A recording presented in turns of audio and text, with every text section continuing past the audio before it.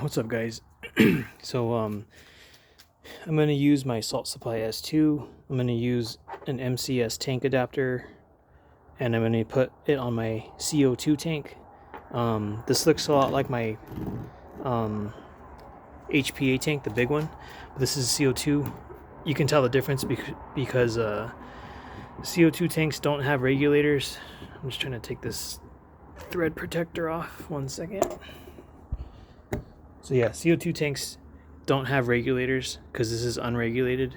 So you could be getting, like, when the tank is low, it could be getting like 700 psi and lower. But when the tank is like medium or at full capacity, or if there's a high temperature, like if this tank was hot, which isn't recommended to shoot when the tanks are hot, but if it was hot, it'd probably be getting like 1100 psi or 1200 psi output, which is pretty damn high. Most HPA tanks are self-regulated at like 800 or 850. You can get regulators that allow you to adjust the HPA output pressure to like 1100 psi, or somewhere in between like 400 to 1100. Like, they have regulators that do that, but they're kind of expensive. I'm not really looking to buy one of those, but I live really close to ANS gear, and I can get these refilled. This is like essentially like 550 grams of CO2, and it cost me like $3 or $4 to get this thing filled up. Equivalent would be like so that tank is like 550 grams. These little 12-gram cartridges, they're like 50 to 60 cents each, depending on where you buy them and how much they cost and stuff. So that tank is equal to about 45 of those, I think, or like 40 of them at least. So this is way more economical to do it this way, but not everyone has access to CO2. I just happen to live really close to the paintball store, ANS Gear.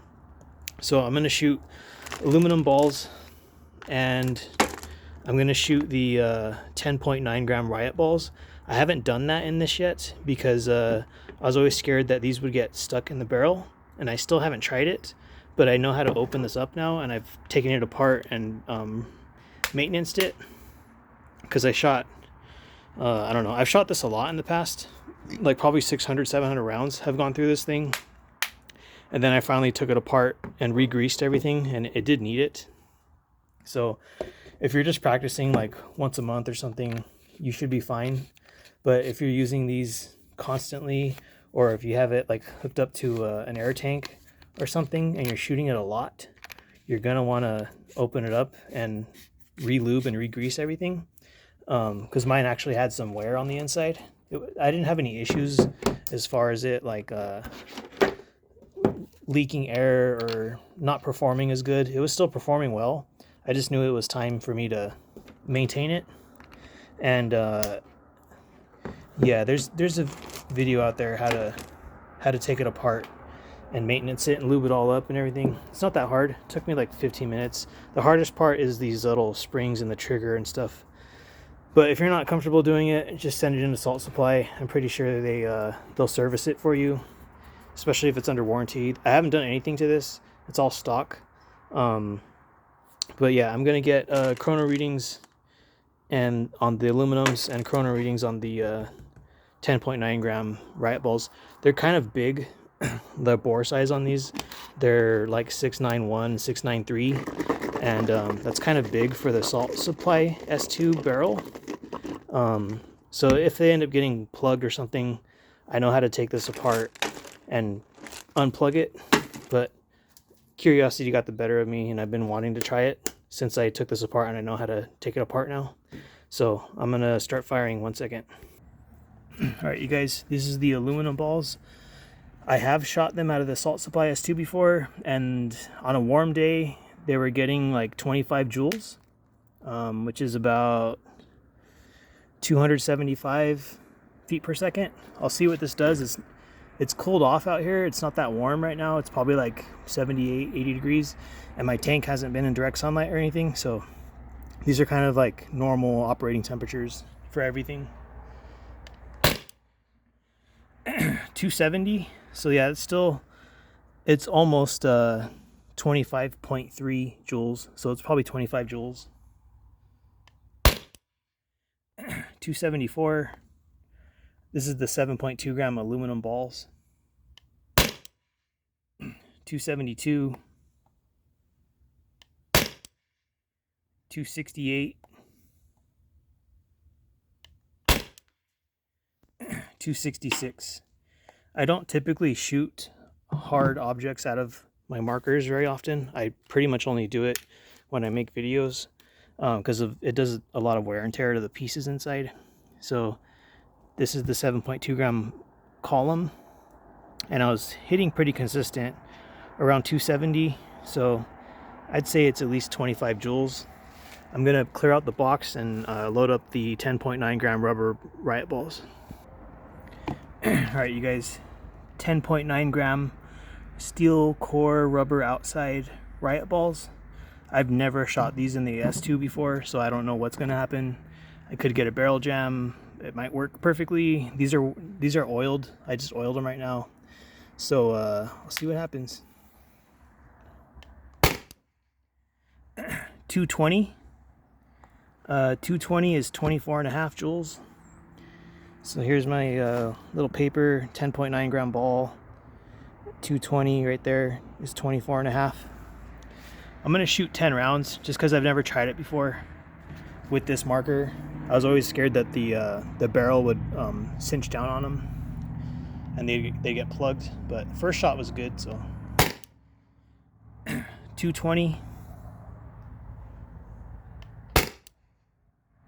212, 214, 210. I'm going to switch magazines really quick. So I wouldn't recommend doing this, especially if you don't know how to service the marker or if you're like afraid of it getting stuck. But if you do this, you should definitely oil the balls at least to keep them from getting stuck in the barrel. 218, 218. I think I hit the back of the box. I'll show you guys the impact of that one. 210, 206, 204. When I last checked this CO2 tank that I'm using, it had about 300 grams of CO2 in it, because it typically weighs about 830 grams when it's empty. And when I weighed it, it weighed 1,130 grams. So I'm just going to depressurize this really quick. I'll be right back. All right, you guys, I turn off the CO2 tank. Like it's off, the valve is turned all the way loose. I'm just gonna dry fire this.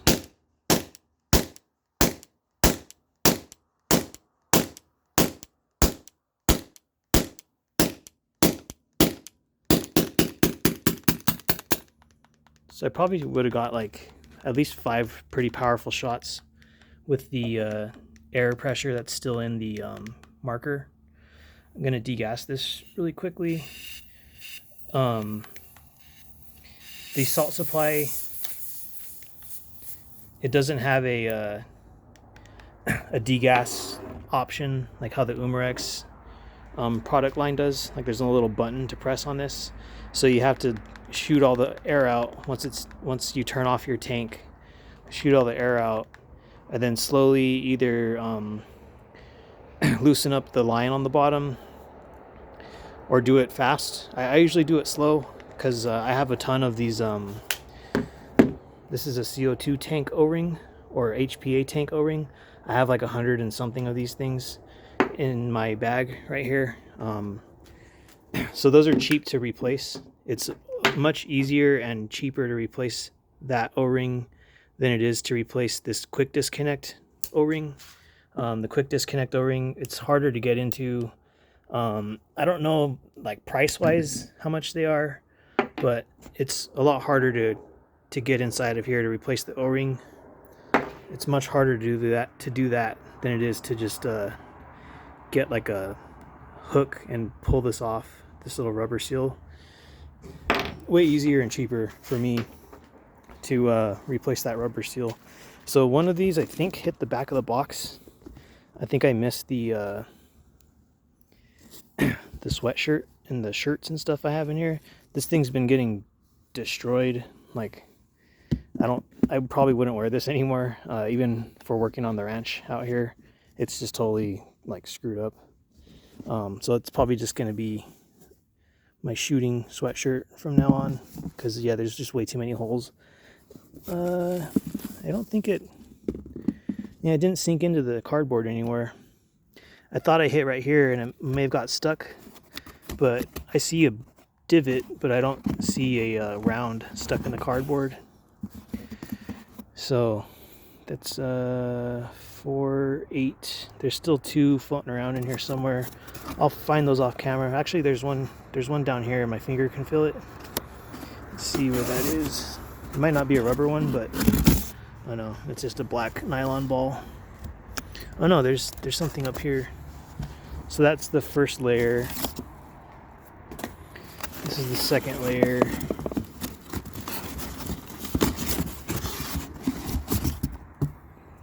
This is the third layer. Ah, there it is.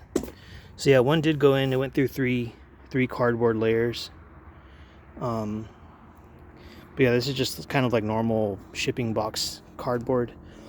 And there's probably one more of these heavy rubber rounds somewhere in that mess of shirts and sweatshirts and stuff I got over there. But yeah, that was interesting. At least I know that I can shoot these really heavy riot balls out of the Assault Supply S2. I haven't tried it in the Byrna SD yet, only because that looks like a pain in the butt to take apart and try to fix. So I'm probably not going to try it in the Byrna SD, because it's pretty much at this point, with all the other markers I have that are modified or not modified, the Byrna SD is the weakest one. And I've already used aluminum balls in the Byrna SD, and they don't really perform that well. The Joule reading is like, I feel like it's less than the 2.9 gram Byrna kinetic balls. I've had the most success with the Byrna SD using the 2.9 gram Byrna kinetic balls. I think because they're so lightweight, and the bore size on them matches the barrel pretty good. But yeah, that'll be it for this video. Yeah, like I said, I don't really recommend using, like, if you're just going to be target practicing, I would totally stick with nylon balls and like rubber rounds. If you're just going to be shooting your marker, I would save the aluminums. Like, do it every once in a while, but don't do it every single day. Don't shoot these out of your launchers every single day, because you're going to cause a lot of wear and tear with the bolt that's flying forward, and the detent that is holding the ball in the barrel. You're going to cause a lot of wear and tear on pieces when you're using hard ammunition like these aluminum balls. I found the other 10.9 gram ball. So yeah, like these have rubber on them, so they kind of bend and squish, and they're more malleable, so they'll fit in the barrel better. But I was always scared of them getting stuck in the barrel and not knowing how to disassemble the S2, Assault Supply S2. But now that I know how to do that, I'm not really too scared of getting one of these rounds stuck in the barrel, because I know I can take this apart and get like a wooden dowel and push it out. Like once I take this apart and take the barrel off, I know I can take it apart and remove whatever's lodged in there. I'm hoping I would be able to. So yeah, anyways guys, pretty much either one of those rounds was getting 24 to 25 joules, and I need to check my CO2 tank to see if it's losing air faster than I thought, or like CO2 pressure. That could have been why I was getting like slightly lower numbers with these. They weren't that much lower, but it was a little bit lower, like 10 FPS lower. For a big ball, that makes a difference, pretty big difference.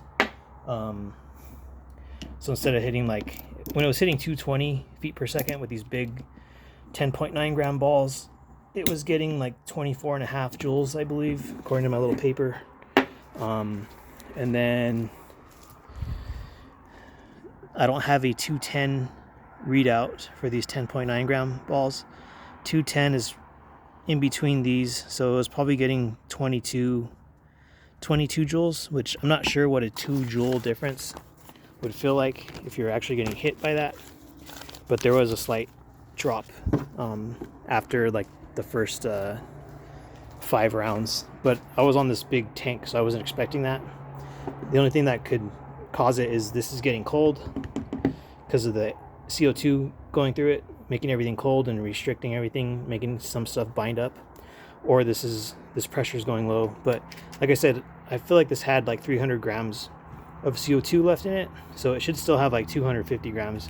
I'll have to try this again like on a warm day or something to see if there's actually like a big difference or if it stays consistent. But anyways guys, thanks for watching, and I'll see you again next time.